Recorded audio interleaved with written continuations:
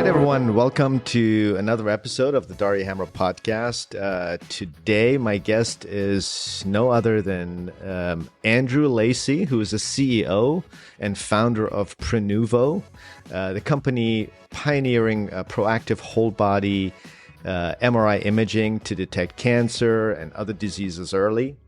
Under Lacey's leadership, the company has expanded across North America. And as a matter of fact, we have one Prenuvo center here close to where I am here in Bethesda, Maryland, establishing Prenuvo as a recognized and trusted proactive healthcare service for patients and referring clinicians.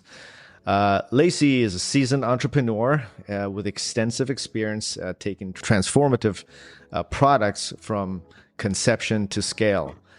His notable achievements include playing an influential role in developing the iPhone apps ecosystem as a co-founder of Tapulous, I hope I pronounce it right, which was later acquired by the Walt Disney Company. In addition to his entrepreneurial pursuits, Lacey has held key leadership, consulting, strategic, financial, and product roles across international companies, including McKinsey and the Walt Disney Company. In addition to his work at Prenuvo, Lacey is an advisor and investor across diverse portfolios and startups. Welcome onto my podcast, Andrew. And it seems to me that I would describe you as a serial entrepreneur, angel investor, health promoter. What do you see yourself as? What would you call yourself? Well, it's funny. Absolutely, I'm a serial entrepreneur. Although I think these days, unfortunately, the way that serial entrepreneurs treat their bodies, that also means I'm sort of a serial, I guess, sort of had a serial life of like poor diet, poor exercise, too much stress, not enough sleep. But I've been building companies for the last 20 or 30 years. So it's about all I'm qualified to do. How's that working with you're trying to promote health of others. How are you promoting your own health? How's that work? You have so many irons in the fire. You have so many responsibilities. One of which, the main one, is promoting health and helping people with their health span and their longevity using MRI imaging, which we're going to talk about in this podcast. But what are the things that you're doing for your own health, considering this busy lifestyle? Well, I would say that's really how I got started with Prenuvo. Was I had one of those moments where you sort of look in the mirror and you say, "Holy cow!" I'm not the 25-year-old that I remember myself to be, and I'm working so hard to build a better future. How do I even know I'm going to be around for that future? And so that sent me off on a journey to sort of learn more about my health. And I found a gentleman who was doing an earlier version of a Prenuvo scan up in Canada, and so I took a trip up there and got one of these scans, and you know what? It was such a fascinating experience. It was the first time I really someone looked at every single organ in my body and could give me sort of a complete accounting of. Is that how everything started? Is that where the idea came with for Prenuvo, or was it? Yeah. No, it came from having this experience myself, and the experience really taught me a few things. Thankfully, I wasn't dying of any sort of serious underlying medical condition. That was great. But I had this tremendous peace of mind. And that peace of mind was just something that's so hard to explain to other people that haven't gone through it. Because I think for most of us, we always have this voice inside our head. Whenever we have an ache or a pain, or we think about our lifestyle and we have a little bit of concern, or if it's not inside our head, it's our mother or our father that are telling us to look out for ourselves better. And it just felt incredible to have that kind of clarity, and it enabled me to approach life in a totally different way. And I came back, and a month later, I'm like, well, that was it's such a nice feeling. How can I live the rest of my life feeling that way? And so that was really the genesis of the decision to find ways to bring these scans to as many people as possible. How long ago was that? That was 5.5 years ago. So 5.5 years ago. So right before the pandemic, correct. We right? opened we opened the second clinic right, I guess, 6 months into the pandemic.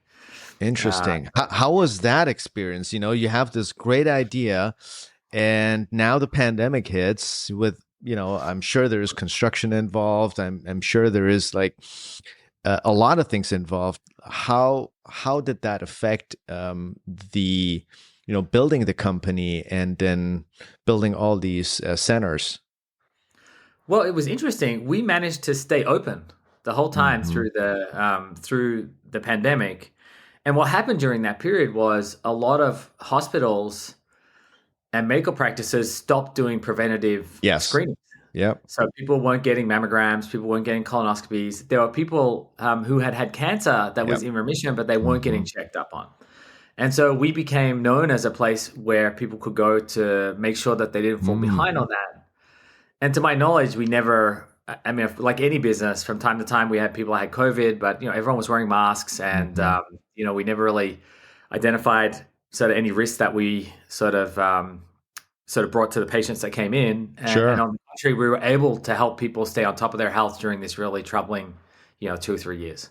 Yeah, I think for the audience, I want to describe what your company actually does, so I can speak from personal experience. And it's interesting when I found out about Prenuvo, it was really exciting for me personally because a year preceding that, in my head, I was in my health journey and my longevity and health span journey, trying to just get my own health and my own life really on track, because for decades I'd been neglecting it. Not in an abusive way, just not thinking about it, not being proactive and consciously thinking about it. And I always thought I have a healthy lifestyle. I always exercised. I never overate. I never ate junk food. Everything was in moderation. Now I know how much more I could have done, which I'm doing today. But it was during a time where I had heard about, it sounded like futuristic. I had heard about full body MRIs, but I had no clue where to go. I didn't know of any centers that existed. And I had just heard of it, and I thought it's an amazing idea, almost like utopian, futuristic, science fiction movie where you see they put someone in a tube and AI analyzes the entire body and tells them exactly what's wrong, and then puts something on the injury and then it heals within 2 seconds in front of you. I did that type of futuristic science fiction. So it sounded like that to me. But I remember the feeling I had about it. I said, that would be amazing if I could just get a full body MRI and see everything that's wrong or not wrong with my body. At least I know what to do. I have something to use. I have a visual guide that tells me about everything that's going on in my body, where I can plan and be proactive about how to not just prevent disease, but also undo some of the damages that have occurred as a result of my lifestyle genetics. And then I stumbled upon Prenuvo, and I remember when everything was so seamless that I was shocked that it's something that not everybody knows about. And I hope that people, and mainly physicians and healthcare providers, will understand the value of it. So tell me a little bit about what your experience has been introducing this idea, this concept, not just to the consumer, because I believe the consumer is ready. I know as a fact the consumer wants it because I have people asking me about it. Everybody is on this health span and increasing their lifespan journey, at least in my demographics, but I see it throughout the country. But to me, the interesting part is the average healthcare provider is still way behind.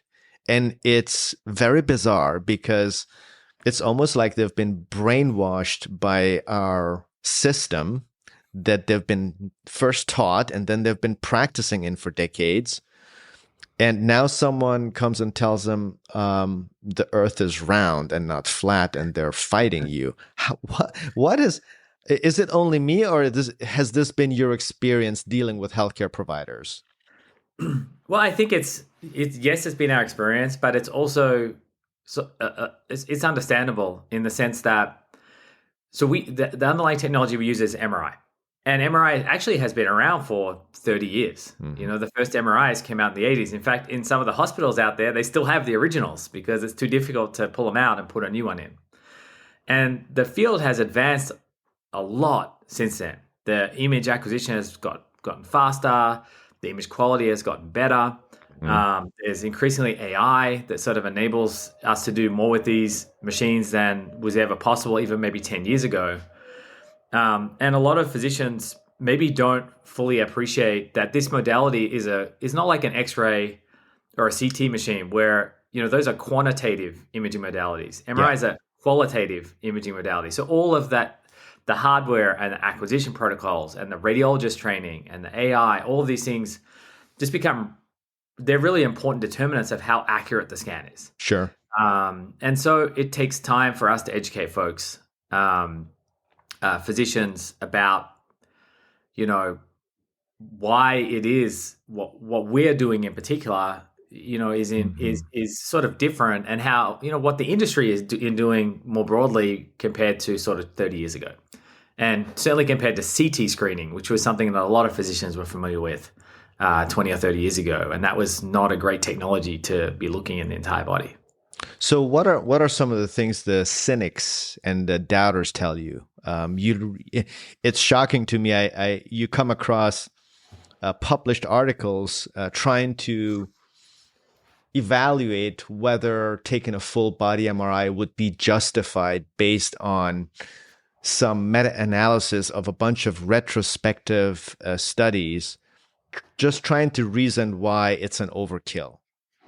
And completely neglecting the fact that stage 1 and 2 cancer is treatable versus 3 and 4 is deadly. And that's where I drop the mic. But what are some of the things that you've heard communicating with healthcare provider, especially with the cynics and I would say the old school ones? Well, to give you it's interesting, those meta studies, most of them were evaluations of studies that were done using a particular technique on MRI called Dixon. Mm-hmm. And it used to take maybe 15 minutes, and it was a fast protocol to see the entire body. But it was fast. Just because it was fast didn't mean it was particularly accurate. Mm-hmm. Our protocol is now 45 minutes, and we spend 1 minute doing a Dixon. So that's sort of 2% of what we do is the part of the exam that all of those meta studies were based on. And obviously we're collecting a lot more images beyond that. And folks just don't really understand this. Whenever a physician, speaks out, against whole body screening, the first thing I do is I reach out for them and ask them, hey, why don't you come in and see it for yourself? Why not experience it? Speak to one of my radiologists. Let's have a dialogue here. If you still feel the same way after you've gone through that process, God bless you. Keep fighting the fight against whole body screening. But unfortunately, no one's really taken us up on that offer. So why do you think that is? It's very bizarre to me. The only real conclusion one can draw is that it's a sort of a dogmatic approach that's not based in evidence. How so? The evidence would be the results of the image. No, I agree. But I guess the stance that some of these folks are taking is a dogmatic stance, and if they were truly interested and open to learning about these techniques, then they would have taken us up on those offers. It's very, very strange. You would think, I'm a healthcare provider, I always think people think like I do, and it's confusing to me when they don't. And so when you're a healthcare provider, as someone that should be promoting health, should be preventing disease or trying to be ahead of disease, that one tool you have to be able to look into one's body better than any other tool you wouldn't want to look at into it. It's very strange. Well, and it's even worse than that because it's not like our health system is on a particularly good trajectory, you know, Yeah. and with aging population and health costs going up, I mean, the health system is projected to cost 3 times more in 15 years. I mean, who's going to pay for that? Hmm. The government won't be able to. I'm not sure employers are going to be able to. So either the consumers will be paying, or we will be rationing care. And I don't think either of those are great outcomes. So Hmm. now really is a time for people to have a certain level of curiosity about different approaches to healthcare. And that's really what we're trying to do at Prenuvo.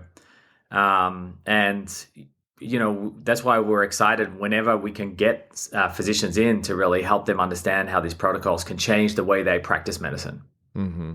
Have you been able to convert some of the doubters and cynic, and when they said, wow, I was not aware, I'm glad I did it? Do you have any stories that Oh you could yeah, I share? mean, in fact, even when we speak to investors, I say kind of one of the most interesting things about this company, and almost any transformative company shares this characteristic, which is, before people really understand and Hmm. experience it, most of them are skeptical. And when they experience it, then they become believers. Hmm. Yeah, the same was, that was true for Airbnb, that was true for Uber, and I think that's true for us because 80% of physicians are skeptical, when they hear about us. If they come and experience it, over 80% refer us patients routinely. So Hmm. it's a complete mindset shift. And that sort of information asymmetry, I think, is in some ways gives me a lot of faith that we're on the right track here, and we're transforming healthcare.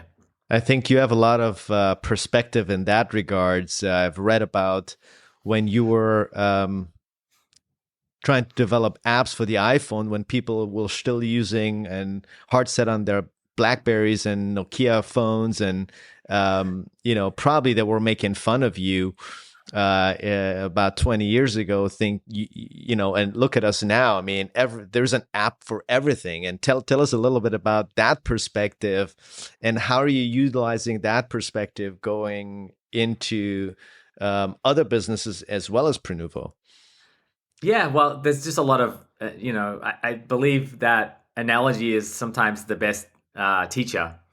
And I often talk about mobile phones as sort of an analogy for MRIs. They had been around for 30 years as well. And it was only when Apple said, hey, we want to have a touch screen and we want to make this thing, behave in a different way, have a different UI. All of a sudden, it unlocked this entire different use case for a phone.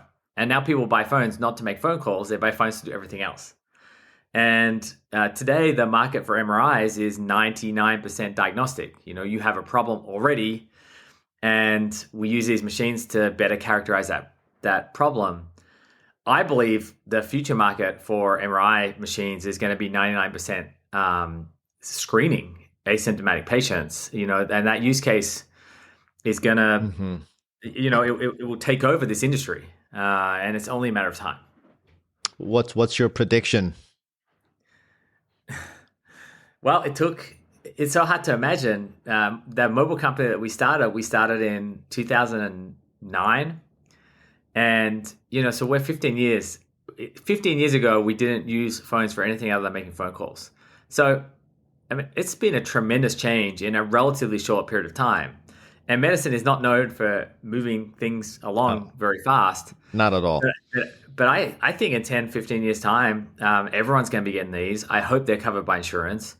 And and I'll tell you what, if that was the case, our health system would be much less expensive than it is today, because much of what's driving those costs is reactive Yeah, medicine. I want to talk about this topic a little bit because you're dealing with both ends. You're and on one point, the purpose why you're doing is to basically promote health and prevent late detection of cancers in specific or other chronic disease, whether it's neurodegenerative disease, whether it's cardiac, whether it's GI, anywhere in your body.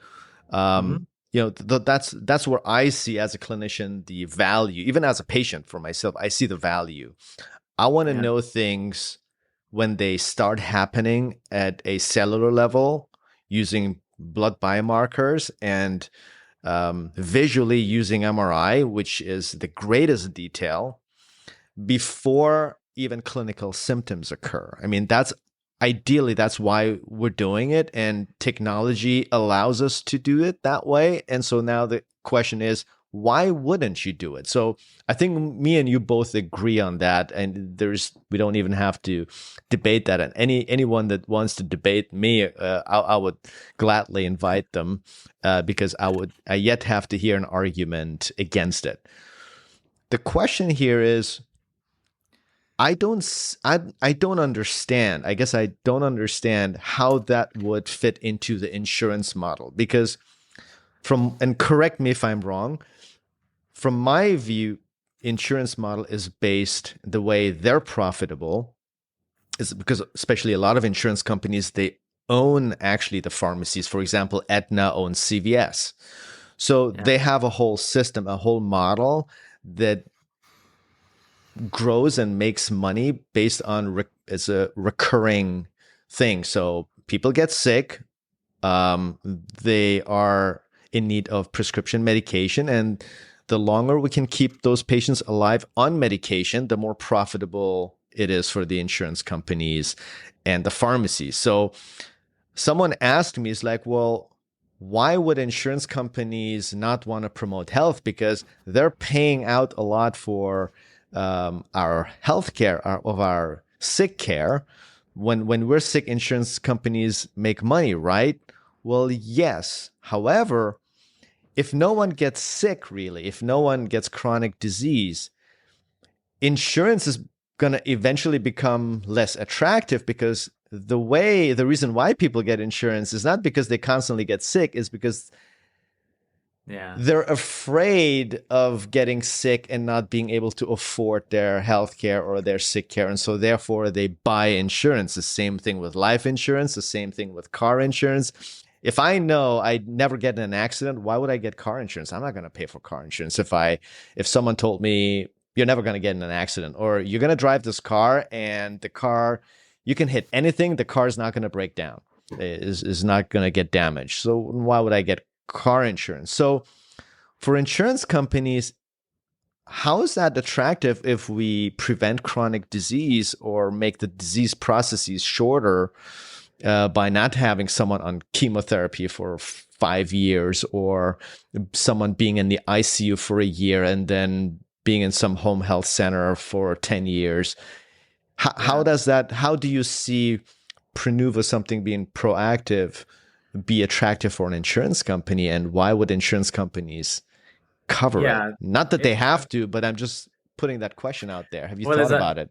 Yeah, there's a lot to unpack there. I mean, first of all, there are a lot of well-intentioned people in healthcare in all parts of it. So despite all of the best intentions, the system seems to not work really in a very optimal way for the patient. And I think, we need to look at that.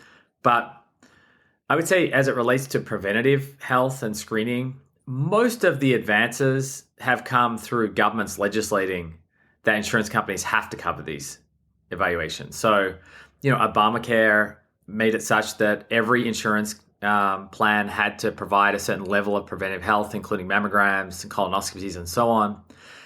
Since then, a lot of states have legislated to provide breast MRI for women that have dense breasts. So a lot of it has come actually from the state and federal governments. And so I would imagine at some point in the future, if there's political will to really, stand behind the notion that we need moonshots in healthcare, then I think, where that impetus is going to come from is from governments to say, you know what, we see the future of our current healthcare system. Yeah. Today, 10, 20 years down the track, we don't like what we see. We need to try something fundamentally different. And so we're going to insist that you mandate coverage for these additional preventive procedures. I think that's generally how change would happen. I 100% agree with you. I think without the government mandating the insurance companies, and that's the other challenge, because there is a lot of funding going on the other way. So there is a lot of financial bias involved there too, but it really requires a non-corrupt government, a non-biased government, non-financially biased government to have the power to mandate and not to get tempted in taking funding from insurance companies and pharmaceuticals.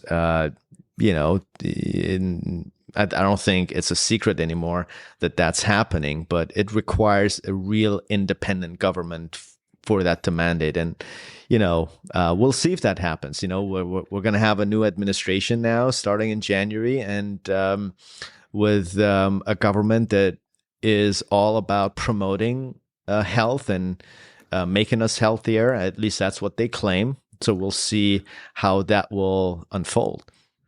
Well, I think there's one other aspect to this, which is a little harder to sort of get one's head around, which is sort of a moonshot involves in some way like suspension of disbelief. Like for me, that's inherent in the sort of definition of a moonshot. And I think as a healthcare, if you go back 200 years, you had people selling snake oil, and there was no such thing as a clinical trial. And now we've got pretty good at clinical trials, and and that's saved a lot of lives. But the method of running a clinical trial generally is most easily applied against an incremental improvement to the way that we do health. So that could be a different drug. Everyone's using drug A, pharma company, invents drug B. We can run a trial to compare drug B against drug A, and if drug B is better, then that one, that's the winner. That's the next blockbuster drug. And it's pretty easy because you can sort of hold all of the rest of the healthcare system sort of static. It behaves the way it has always behaved. The challenge with preventative health is sort of everything is downstream of preventative health. If you imagine a world where you catch everything early, the rest of the health system wouldn't behave the way that it behaves. It would behave very differently. You would have a different set of clinical care pathways. You maybe would have a pharmaceutical industry that would dust off drugs that had failed because they had tested them against advanced disease. And we would have a whole new set of drugs that might help solve some of these intractable health problems like dementia because we can see it early. The health insurance world would have to behave really differently. And so it's really difficult to evaluate fundamental changes to the healthcare system because you can't hold the healthcare system static while you're sort of evaluating them. And I think a lot of the arguments against whole body screening sort of make that mistake by saying, well, if you find something early, there's going to be a big cascade of unnecessary testing because that's what we do in the healthcare system. Well, you shouldn't. You shouldn't do that. How about think about changing the way that you sort of like manage disease? Because that seems like a poor argument for not looking for it in the first place. And I think that's one of from the studies that I've read, that's one of the main arguments. I read many studies about addressing the value and then the downsides of taking a full body MRI, which is, a small discovery will lead to a cascade of unnecessary tests. It's like, yeah, but that's a healthcare system problem. That's not the MRI problem. That's a human behavior problem. So the human behind it needs to be educated. The system needs to be changed. But we can't use that as an argument why we shouldn't discover cancer early. It's such a bizarre argument that, and these arguments are made by smart people. And I think the reason why this argument comes from it has to do with dogma, what you mentioned. It also has to do with lack of perspective. You're so siloed, you're so in your own closet that you can't see what's around you. And I think it will require some time. It's almost like, not that I hope it for anyone, but I feel every person needs to get at some point in their life to get some sort of, not a health scare, but a health concern where the MRI solves it for them in order to buy into it, to be able to get away from their old belief system or whatever opinion they have. And it's also an echo chamber thing. I talk to colleagues, and we in medicine have also echo chambers, and it's almost like politics. There's so much politics that exists in medicine. There is so much opinion that exists that people it's almost as if their opinions are facts, and no one takes the effort to actually do their research. They just take someone else's word at face value just because they respect that person. And there's this amazing book written by Dr. Mark McCary, who's actually going to be the head of the FDA now. He's oncologic surgeon here at Johns Hopkins, around the corner from me, and he wrote that book called Blind Spots: How Medicine Got It Wrong. I don't know if you've read it, but he beautifully. You should read that because he hits the nail on the head. He literally describes why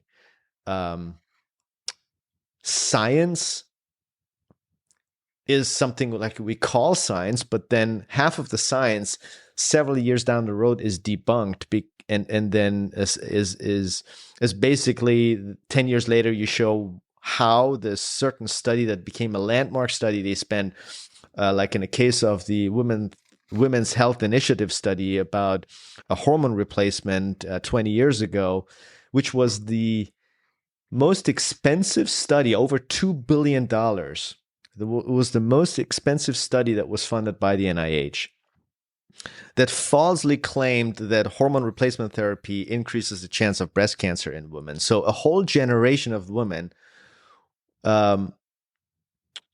lost out on the chance of hormone replacement therapy and changing their lives just because of that study, which was 10 years later completely debunked. And it was proven that the primary investigator was heavily biased. And none of the other, there was like 20 other investigators on the study, actually looked into it and just took his word for it and got their name on the paper. And it became the Bible. Until today, you will find OBGYNs or endocrinologists arguing that hormone replacement therapy can cause breast cancer. It's shocking. So I think medical bias, even though we call it science, unless you really look into the devil is in the detail, unless you look into the details and take the time to read these articles yourself and have the ability to interpret it correctly and know where the weaknesses and strengths are. One of the things that you mentioned beautifully is these MRI scans, which were the older technology that were not as detailed. Of course, they can't tell you what's on the image compared to our current technology. So another thing I want to talk about is the different types of MRIs. I know some people argue that these MRIs aren't specific enough. For example, let's say you want to evaluate someone's brain for neurodegenerative disease, or you want to evaluate the cardiac vessels or other vessels for that matter. What are the current limitations and what technologies are out there that would solve those issues, that can us in greater detail what's wrong with it, give us a more accurate diagnosis?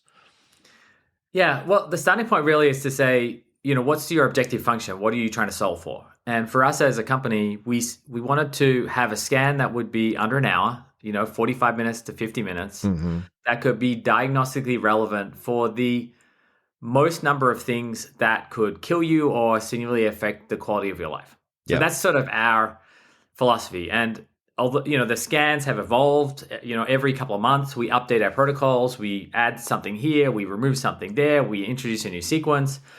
But we're always sort of like trying to make this optimization work. How do we sort of get the best bang for our buck? Because more than 50 minutes, people don't like being in an MRI machine. I think mine took like 45 minutes or so. Yeah. So in fact, speaking about old machines, if you go to some of the original hospitals, the big teaching hospitals, they do whole body MRIs for cancer predisposition patients. Typically teenagers, it takes 3 hours and they need general anesthetic. Jesus. So, that's what the existing machines in the healthcare system are able to do. And that's why, being able to do this in 45 minutes to 50 minutes was a game changer for screening. But we're always making these decisions. So these scans are very good for picking up solid tumors. They're very good at looking at the brain. They're good at looking for aneurysms. We have a particular sequence that is very good at looking for hardness in the body, and there are two things that are hard: cancer and also inflammation. So it's good at picking out, for example, digestive issues or RA, where we're not so where we're not so good as a dedicated scan would be the heart, mainly because it just takes so long to image the heart. We haven't figured out how to stop it beating while you're in the machine. So that's one area where most people, if they had specific heart concerns, we would recommend that they also go and get a CT angiogram or a calcium score. And then the joints probably is the other area where we look at them sort of superficially.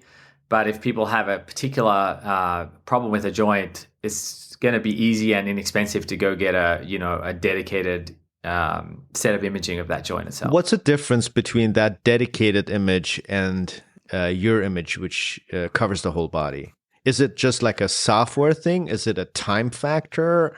What is it specifically? Well, most of the images that we take are at diagnostic quality levels. So there really isn't any difference. When we take the images of your brain, they're equivalent to what you might get from a diagnostic MRI, of simply the brain. The main, I would say, difference is that we don't use contrast. And contrast with MRI is this heavy metal that gets injected into your blood so that we can visualize better the blood vessels. And that's particularly useful for looking for cancer. We instead rely on hardness, the idea that tumors are always harder than the surrounding tissue. That's why women are told to feel their breasts for lumps. Not every lump is a cancer, but every cancer is a lump. And so we use hardness as a way to screen. And then every so often we find something that we can't fully characterize and we send the patient to do contrast imaging. But we don't want to be injecting a heavy metal in a person's bloodstream if they don't need it, particularly if they're getting screened every year. How about the brain? How about the functional MRI of the brain using like the subtraction MRI? Are you guys able to do that? Well, we're doing a lot of experimentation. So our brain scans are going to evolve actually in 2025. How so? Right now, mainly to get more functional information about how the brain is aging. So looking at perfusion in the brain, trying to get a sense of the patency of the neural tracts as well, and running a sequence called SWI, which is particularly helpful for people that might have had traumatic brain injury. So we're experimenting and looking at all of these, and we'll make some changes in the future. What we're doing right now is we do on every patient a sequence that is typically only done on Alzheimer's patients. And this is a very, very detailed quantitative brain scan that enables us to measure the brain volume of different parts of the brain. Now, if you come in for one scan, that doesn't tell us too much about your brain health because everyone's brain is unique. Sure. Some people have big brains. Some people have small brains, and how smart they are is sort of not necessarily highly correlated with the size of the brain. Right. But what we care about is how that brain volume is changing over time. And once you hit your 40s, on average, your brain is going to shrink around 3% per decade. And so with 2 or more points in time, we can start to help you understand how is your brain changing as you age. Are you able to maintain brain volume? Is it shrinking at an accelerated rate? And these all become really early indicators of neurodegenerative process, ideally at a point where you can still just make lifestyle modification and sort of arrest the progression of that disease. I would hope someone thinks about making those lifestyle changes before that occurs, right? Because, I mean, once your brain shrinks, it's really hard to get it back, even though there are studies, especially of the amygdala, showing that if you walk like just a mile a day, you can increase the size of the amygdala and with that, decrease the chance of dementia or slow down the progression of dementia or Alzheimer's. Well, the reality is there are interventions, but also we don't know because we aren't imaging disease as early as we're able to see it with Prenuvo. Yeah. So, take even sort of MSK degeneration, so spinal degeneration. I had a very, very mild disc bulge in my cervical spine, and this was like 5 years ago. And, because I spent a lot of time in front of computers and obviously a lot of time looking at phones. And so I went and got a treadmill desk, and now I walk 3 or 4 hours a day Yeah. while I'm working. And 5 years later, my spine, certainly hasn't got any worse. And if anything, it looks a little bit better. And so I don't think we really even know, to what extent we can not just stop, but even reverse some of these conditions, because, we almost define the condition by being at a chronic stage. Yeah. There's only chronic kidney disease. There's no early stage kidney disease. It doesn't exist. There's only dementia. There's no no sort of, it's not defined as like the thing that happens 20 years earlier that sort of sets you on that path.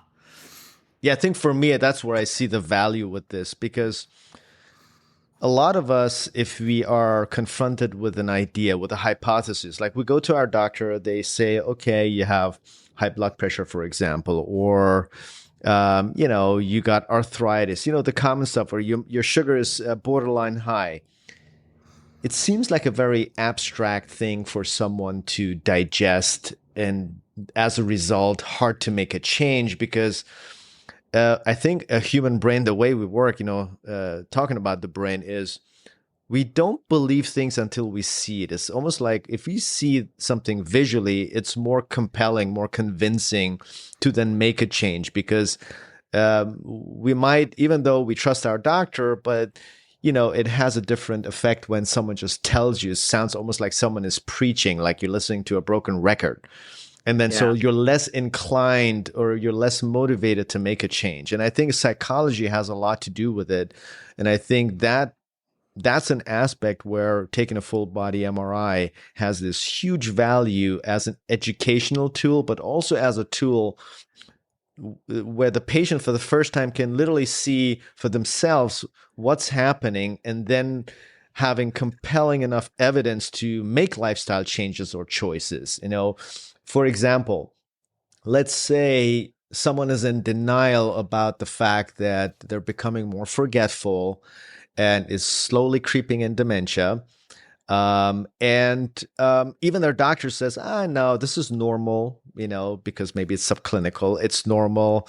You're just getting older, but I don't think you have dementia. So you're completely relying on the doctor's ability to diagnose based on clinical signs and symptoms. And we all know there's some number that 30% of cancers get misdiagnosed, whether overdiagnosed or underdiagnosed. And so you have basically to depend on the specific physician's ability to diagnose based on clinical signs and symptoms. Now you have an MRI that you took 5 years ago, and now you're taking it and you can actually show quantitatively that it shrunk by 3%.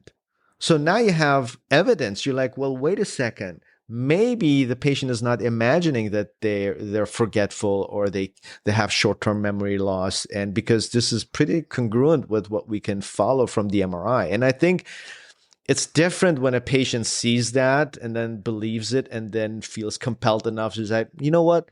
Maybe I should go out on a walk every day. Maybe I should stop eating sugar. Maybe I should exercise more. Maybe I should hydrate better. Maybe I should, take certain supplements that help that. All these lifestyle changes now have a better, chance to succeed and then improve the patient. And I think that's where I see the power. Well, but I would go even further and say, the sort of good and bad of our bodies and the organs inside them is that there's all this plasticity. Yeah. So you can actually do a lot of damage to an organ, and the organ still behaves normally until it sort of hits a tipping point. True. And so, there's a lot that's going on when you're still pre-symptomatic. A good example with the brain is, we can start to see small vessel ischemic change. Mm-hmm. And you are as high functioning as you've ever been. I don't know what the brain does. It sort of reroutes the neurons, but like there's brain tissue that's dying there. Yeah. And just a matter of time. Yeah, it's just a matter of time. And I do agree with you that sort of a picture is so important. In Europe, on the cigarette packets, they have these pictures of these horribly diseased lungs. I don't know why anyone would smoke when you see those pictures. It actually worked. There's studies that show that it actually worked. Well, we show people, I've shown smokers, okay, here's see all this like white in your lungs here? This is inflammation sort of in the apex of your lungs. And by Yeah. the way, this is where lung cancer likes to start. So put that on your fridge, next time you try and quit. And, see how that, or, we can show people the little white matter lesions that a patient might get in their brain from high blood pressure. It's like next time you think of high blood pressure as an abstract thing and you ask, well, why should I take my medication? Well, this is why. So the picture is so powerful for as a catalyst for change. I'm glad you mentioned the cigarette thing. There's nothing more powerful than visual tool. And I think one of the success stories in reducing the number of smokers was those pictures, and even writing that, just reminding people that it can cause cancer, and that movement really was significant. But it was, like you said, it was mandated by the government, and without the government, it wouldn't have happened. And I was joking with a colleague of mine, and the other day I said they should put these same images on a cereal box, or on all these prepackaged junk foods, or a picture of your gut, a picture of your brain, a picture of your heart, or fatty liver. They should put pictures of that, and that would probably change human behavior. Well, although it does sort of, I have European friends that still smoke, so it does. It also highlights just how important psychology is in sort of proactive health and preventive medicine, because, my friends will look at that picture and say, those aren't my lungs. My lungs are fine. That's denial, or, though. I mean, they'll even hear about these scans. I mean, the number of people I run to and say, oh, that's incredible what you guys are doing. I'll have to do it one day. I need to get around to doing it. Or I don't want to know. It's great what you're doing. It's fantastic. You're saving lives, but I don't want to know. So the psychology here, and you say it's denial, but sort of in some ways we think of that as being the sort of like a weakness of the individual. I don't believe it is. I believe I believe that a consequence of the sick care system that we have means that disease is only ever diagnosed at an advanced stage. And if so we have now been conditioned to believe that being diagnosed with anything is a scary, horrible, life-changing thing. Why on earth would you want to go and look for something like that? And that's where I feel like the psychology is so important, because of we've been conditioned. I still get a little nervous when I do a scan. I've done 5 of them. It's that deeply, I speak every day about this, and I still get a little nervous because I'm a product of that system as well. I grew up around people, around people that were, diagnosed with advanced cancer and so on, or, and I'm, my parents came from that generation of the stoic generation where no one wanted to know, because again, why would you? It's horrible. So the psychological barrier is, I think, the most powerful one to, for people to really sort of like look after their health and do what they actually sort of in their heart of hearts know is right for them.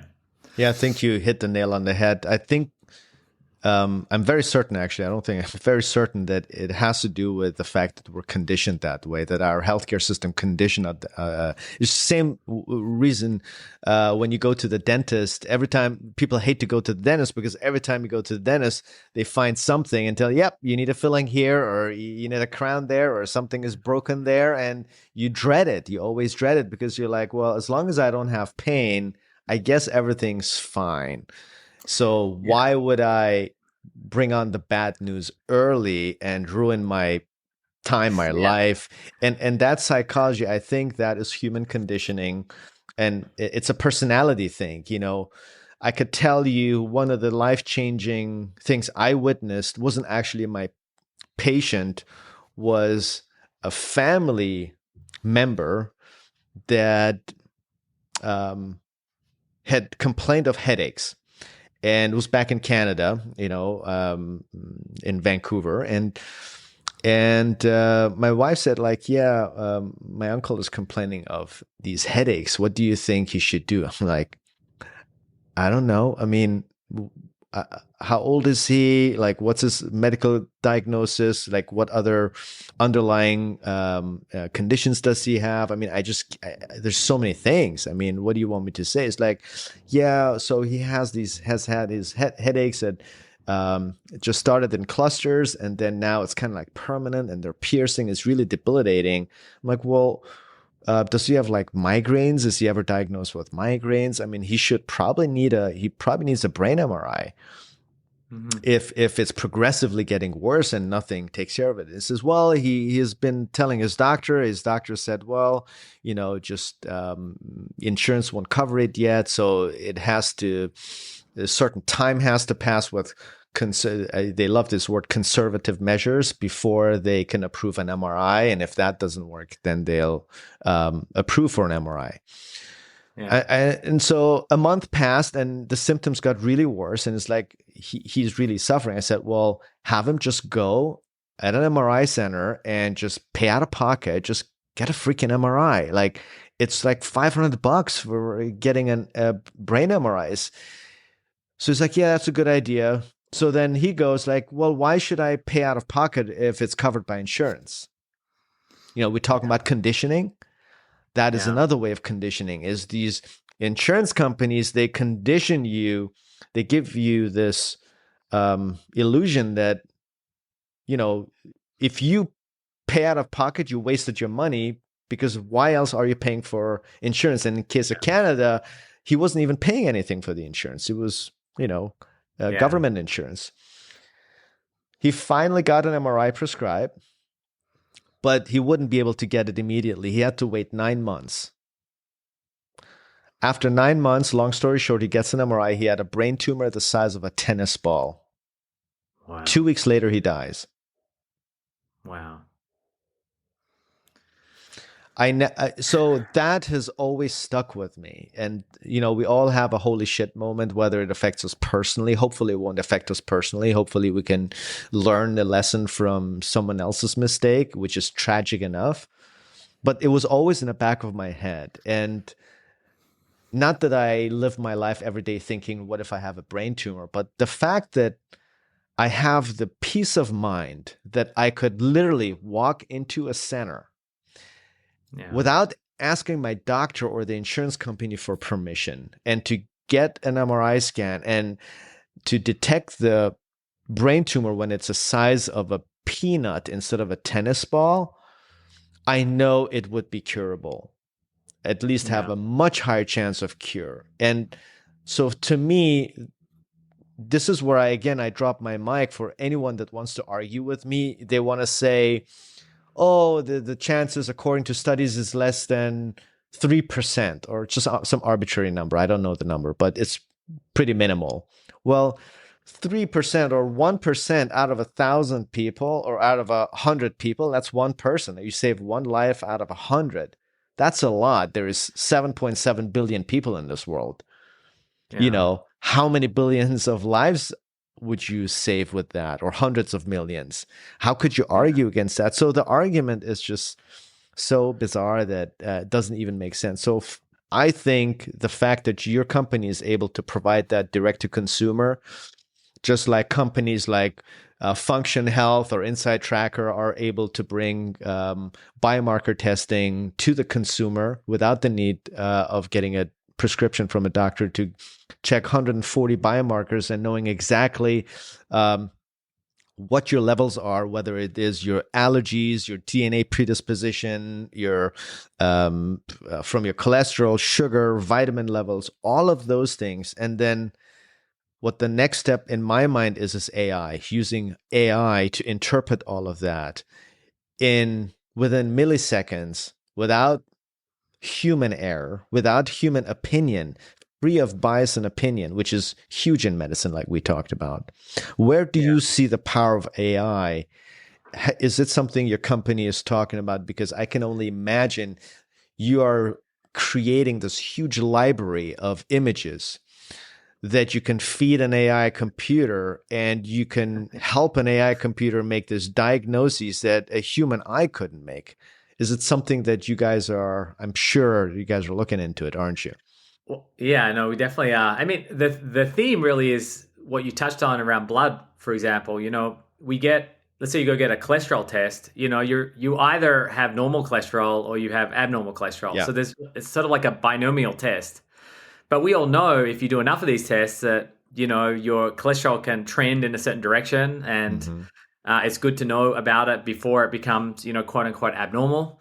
The inverse is true. If you're working on your health and you do serial cholesterol testing, you can see really the impact of lifestyle on reducing these numbers.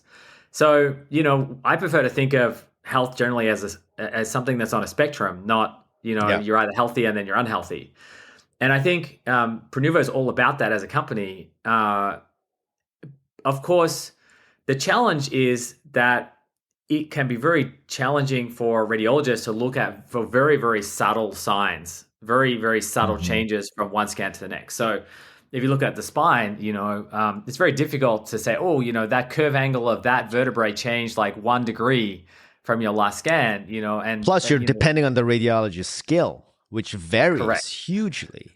Correct. There's obviously a standardization and a consistency issue. And we've also found some radiologists, will read scans differently depending on the age of the patient. Whereas we want to just be objective and, give everyone sort of very clear information that they can act on, whether they're 80 or whether they're 40. And so AI really helps us. It can help us understand this very small change over time. We're building algorithms right now that are designed to help you understand how each organ in your body is aging relative to your biological age. So similar to what you might have seen in an epigenetic clock where it looks at sort of the DNA age, we're able to look at the organs themselves, look at the brain, the liver, the kidneys, the pancreas, and the spine, and so on. And what we're finding is obviously everyone has something different to work on. Yeah. And some of that is based on lifestyle. A lot of that is based on genetics.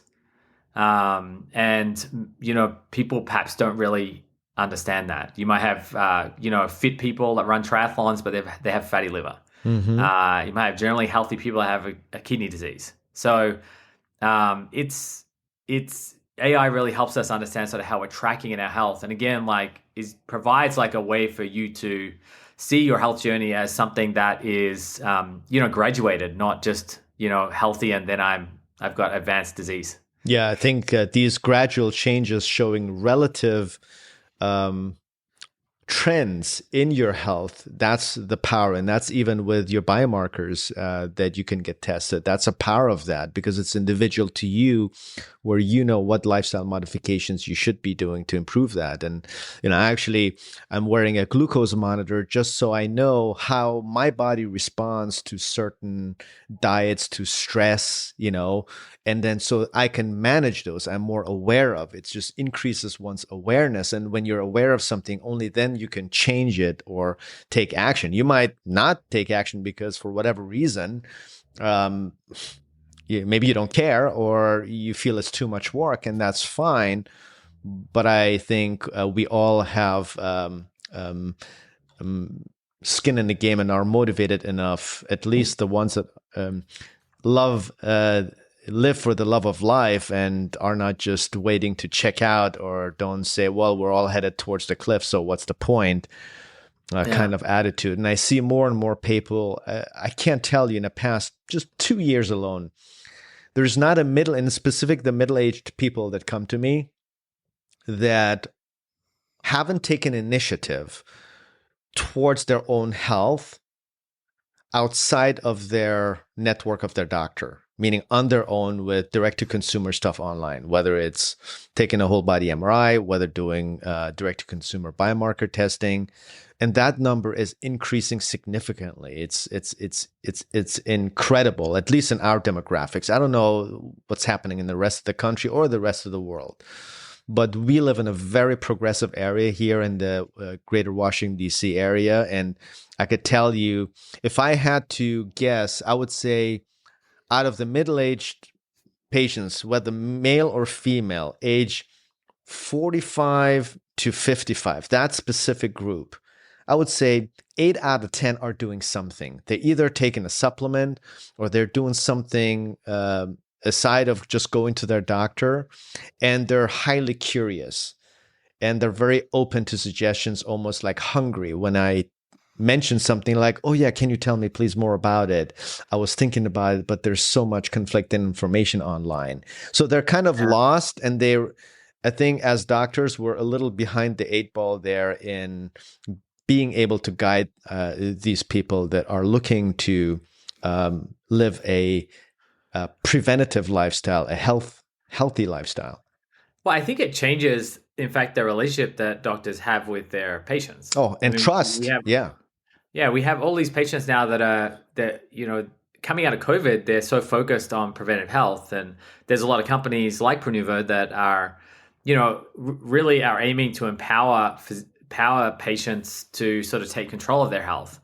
And so you have a patient oftentimes will come into a physician sort of interaction, and they'll know as much as the physician, or Yep. maybe even more in If some not cases more. about what's going on with their bodies. And I think really the change here is, the physician of yesterday spent most of their time diagnosing, Yeah. trying to figure out what was going wrong. And the physician of the future will be one that's more like a coach, trying to help patients, live a healthier and better life by relying on some of these diagnostic tools to sort of cut straight to the chase on what a patient needs to focus on.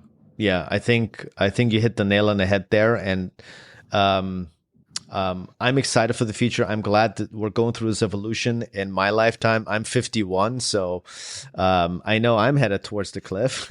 So I'm just trying to slow down the car, the speed of it, and I really want to thank you for taking the initiative to put your time and effort and money into building a company that really, to me, it already has changed a paradigm, but for many will change the paradigm whenever they're ready, mentally ready, whenever they get over themselves and get over their opinions, their strong opinions they have, which is guided by some of the, by some groupthink or whatever bias they have. And I hope that they won't find out when something bad happens to their health. I hope people can realize the value of it. And, I always joke about that people, when we go on vacation, I love people watching. And I'm always thinking like, wow, like this family with four came and spent like $10,000 to go to like, example, Disney. Yeah. And then how much is a scan, for example? How much do patients pay for a scan? $2,500 for a So comprehensive scan. $2,500 for the knowledge. It's not a scan. The knowledge of what's going on inside your body. I mean, I can't put a value on it personally. But then you compare that to a vacation that is over in 4 days, that the money is gone, the vacation is gone, everything. You're going back home, you just spent $10,000. But then when it comes to their health, they start being very frugal. And they just say, well, I already pay for insurance, so if insurance doesn't cover it, I don't do it.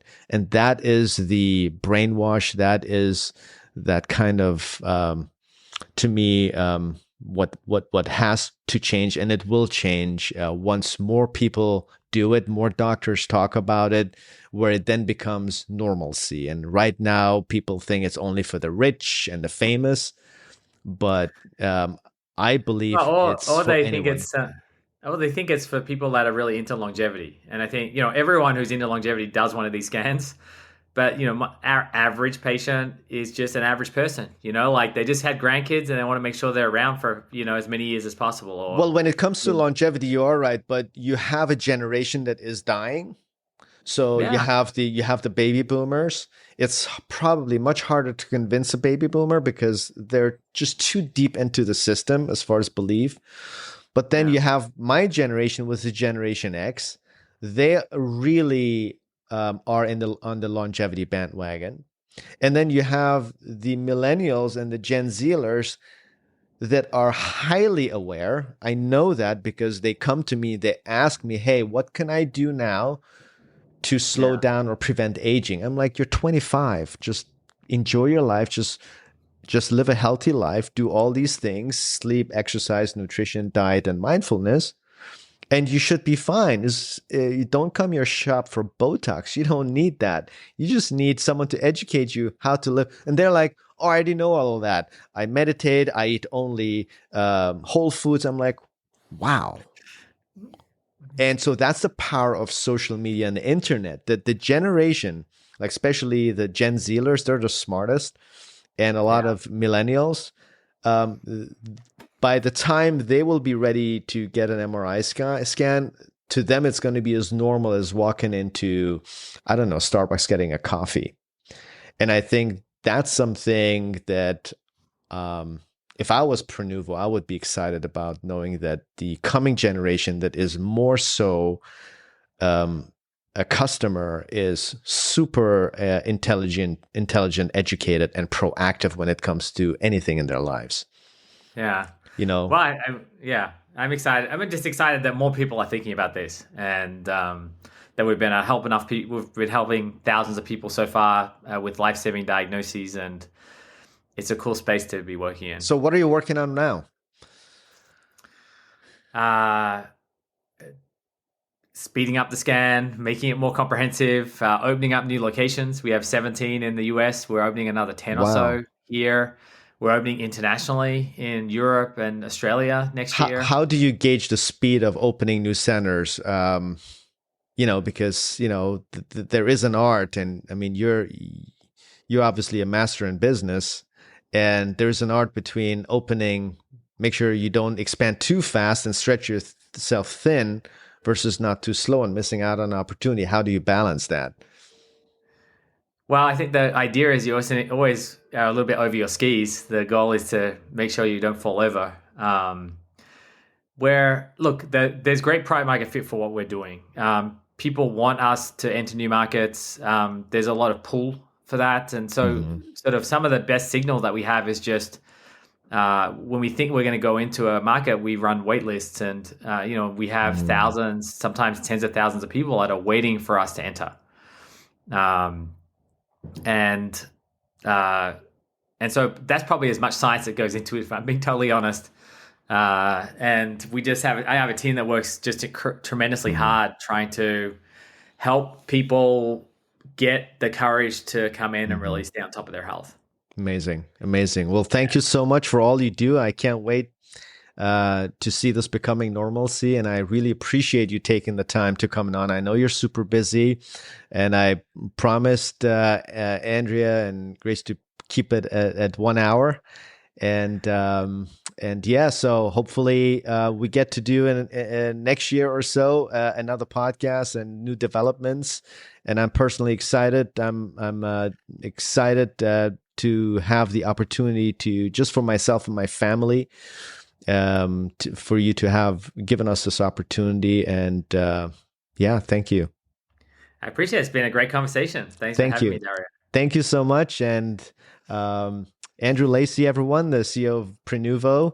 And if you have any questions or comments, don't forget to put them on Spotify, and I will put out Andrew's information onto the comments and caption section of this podcast. And what's the best way if someone wants to get in touch with you, Andrew? What's the best way if someone wants to learn more about it? What would you advise them to go to and refer to? So if they go to our website, actually there's a lot of information there. So that's probably the best starting point. There's a chat feature there where they can speak to one of our consultants that can help people understand whether the test is right for them. And if they're old fashioned, they prefer to speak to someone, we actually have a phone number on our website, unlike most other websites, where you can call in and have a conversation with a human. Wow. Again, just to make sure that the scan, ask whatever questions you might have about your personal medical situation, and get some clarity about whether the scan's right for you. So there's a few ways to reach out. Wonderful. And for our listeners, thank you for providing us a discount code. We'll have a discount code into the caption section of this podcast. If you're interested in getting your Prenuvo scan in your local town, there's 17 now in the US, as you heard, and take advantage of it. And thank you very much, Andrew. No problem. problem. Thanks, Daria.